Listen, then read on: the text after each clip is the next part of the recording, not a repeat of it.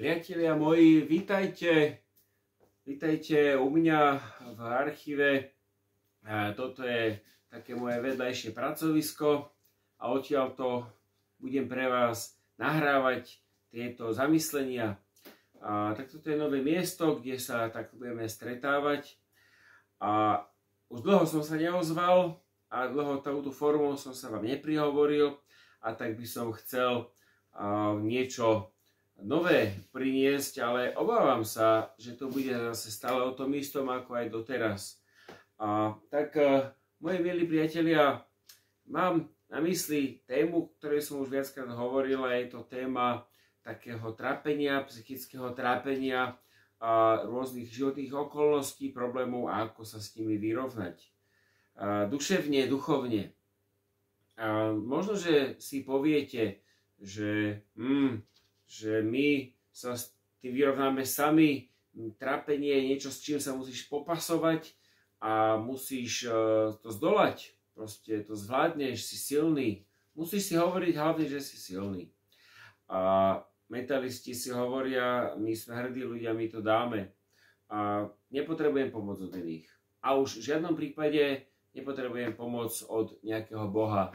Vy tu stále hovoríte o nejakom Bohu, tak nepotrebujem v živote žiadnu barličku nejakého Boha. To je pre starých a chorých a to je náboženstvo, je niečo, čím vás oklamávajú, že to potrebujete v živote, ale vy si viete poradiť sami.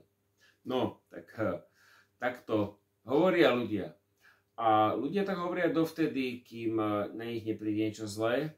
A keď príde na nich niečo zlé a prekonajú to, tak potom hovoria ďalej. Ale zabudáme na jednu vec. Keď už sme v trápení, v problémoch, možno niekedy si ich sami spôsobíme, niekedy ich spôsobuje naše vlastné zlo, čo máme hriech vo svojom vnútri. Tak vtedy by sme boli radi, keby nám niekto bol pomohol. A veľakrát sa naozaj niekto nájde, kto nám pomôže, nejaký človek. Priatelia, ale sú stavy v živote, kedy potrebujeme pomoc od Boha stvoriteľa, od láskavého Boha. Možno poznáte Kroniky Narnie, detskú knižku, ktorá je vlastne takou alegóriou aj pre dospelých, alegóriou kresťanského života, duchovného, duševného života. No a je tam jeden z dielov, ktorý sa volá Plavba ranného pútnika. To sú pútnici, námorníci, ktorí plávu loďou objavovať oceán a objavujú tam rôzne ostrovy, rôzne zeme, krajiny.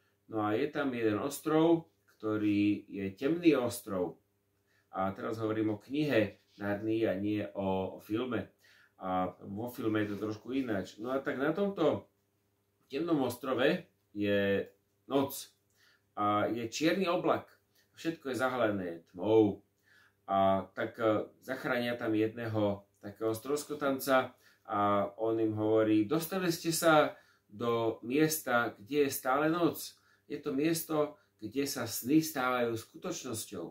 A jeden z námorníkov je nadšený: to je presne to miesto, ktoré celý život hľadám. To je miesto, kde sa mi splňa moje sny, to, po čom túžim, tie krásne veci, ktoré nemôžem mať v živote. Ale tento stroskotanec vraví: rýchle otočte loď naspäť a plávte preč. Nemám na mysli, že sa vám tu splnia vaše sny, snívania, ale vaše nočné mory. A aké je to temné miesto a keď niekto vysloví svoju nočnú moru, vysloví nejaký svoj strach alebo niečo si pomyslí, tak sa to tam hneď začne naplňať. No, je to strašné miesto. Priatelia, veľakrát v živote prežívame takéto trápenia. A prežívame to, o čom sa nám ani nesnívalo, že sa stane skutočnosťou.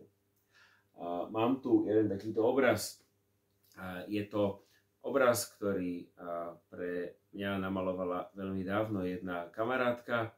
No a tento obraz je podľa albumu Forsaken, čiže opustený, od norskej metalovej skupiny hudobnej Ancestor. No a opustený.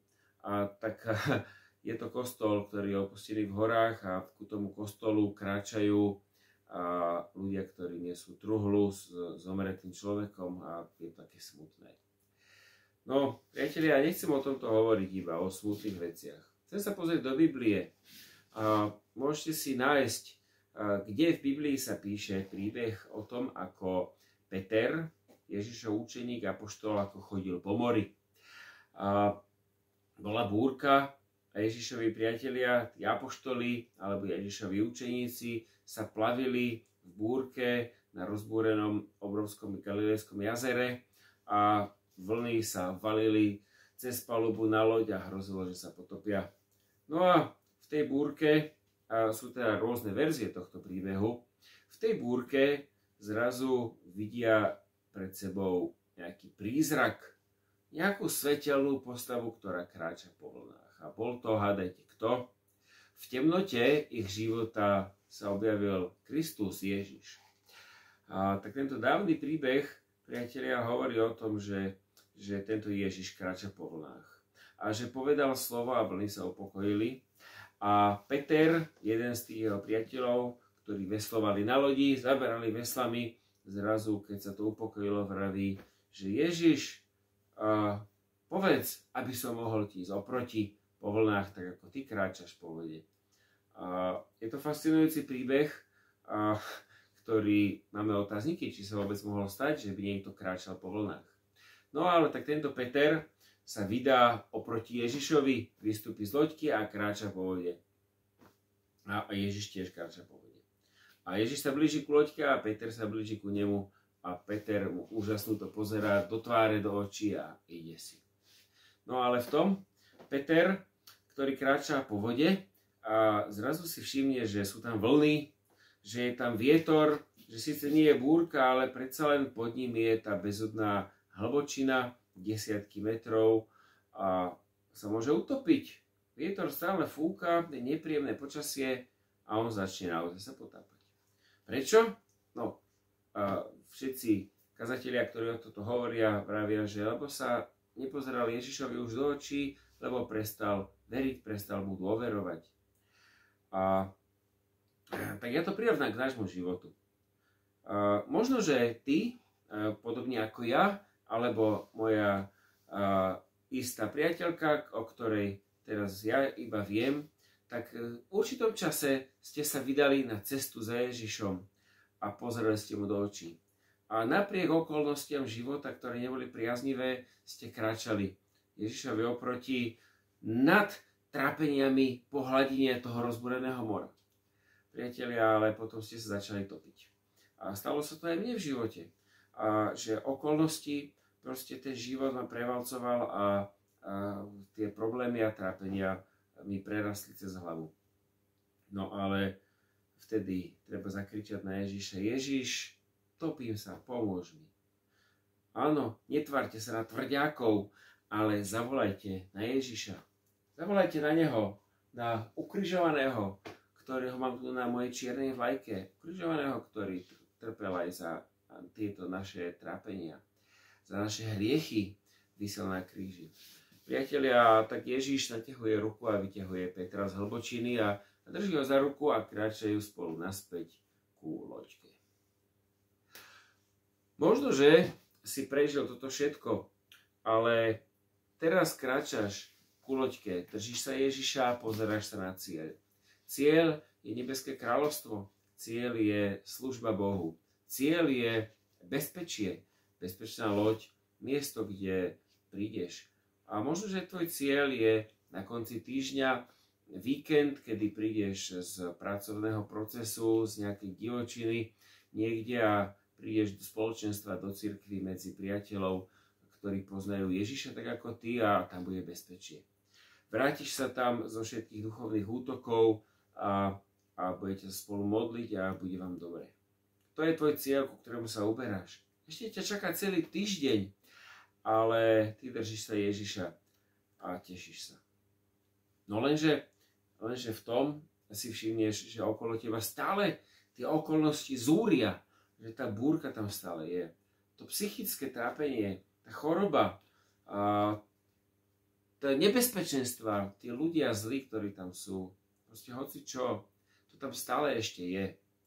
A stále sa ti môže stať to, čo predtým. Sa nepozeráš na cieľ, nepozeráš sa na Ježiša, neuvedomuješ si jeho blízkosť a sa ti zdá, že sa začínaš topiť. Máš hrozný strach. A priateľ môj, alebo priateľka, neboj sa, Ježiš ťa drží. Ty kráčaš po vlnách v Ježišovom náručí, v Ježišovom zovretí, on ťa nepustí, on pevne stojí. On pevne stojí, Ježiš pevne stojí a kráča s ním ku cieľu. A neboj sa, raz sa stretneme v tom cieli. Či to bude na konci týždňa, zase na modlitebnej skupinke v cirkvi, alebo či to bude v nebeskom kráľovstve, alebo niekde inde. Kde sa uvidíme a povieš, áno, prežíval som trápenie celý týždeň, celý to obdobie životné, ale v tom trápení som si uvedomoval, že Ježiš ma drží okolo ramien a kráčame spolu. A možno, že tvoja duša, tvoje pocity budú proti tebe. Nebudeš Ježiša vidieť, nebudeš ho cítiť, proste budeš prežívať ťažké veci. Ale máme rozum, ktorý je nad city. Rozumom si pripomínaj. Snaž si to pripomínať. Ježiš je stále so mnou. Keď nebudeš vedieť ako, zavolaj priateľovi, zavolaj bratovi, sestre v Kristu a nechaj sa povzbudiť. A možno, že práve v tom najvyššom trápení teba povzbudí, že ty môžeš povzbudiť iného. Tak zdvihni telefón, napíš správu niekomu, kto potrebuje povzbudiť. Priatelia, ja mám takéto tričko a je tu napísané Welcome to my universe. A pozvite Ježiša do svojho vesmíru, do svojho univerza. A je tu trojuholník, to je symbol Božej Trojice. A je tu dole 87, to môže byť 87. rok, alebo to môže byť taký kryptogram. 8 je písmeno H v abecede a 7 je písmeno G. Holy God. Pozvite svätého Boha do svojho vesmíru. On vstúpi a môžeme sa čudovať, že čo spraví. Áno, skeptici povedia, a čo keď nie? Skeptickí kresťania povedia, čo keď nie? No nevadí, nemusím ja cítiť, nemusím prežiť, že Boh mi pomohol, ale ja viem, že On je tu. On to povedal a ja mu verím. A prepáčte, som len človek a som slabý človek, ako každý z nás. To je tá barlička v mojom živote. A potrebujem sa o niekoho oprieť. A to je môj Boh. Môj Ježiš. Tak sa modlím za vás, nech tento Ježiš, tento Kristus je vo vašom živote. Nech on je tým dobrým pastierom, priatelia moji, a nech vás nesie životom, nech on je ten, ktorý je vo vlnách. Tak v tomto Ježišovi ti žehnám, môj milý, moja milá. Amen.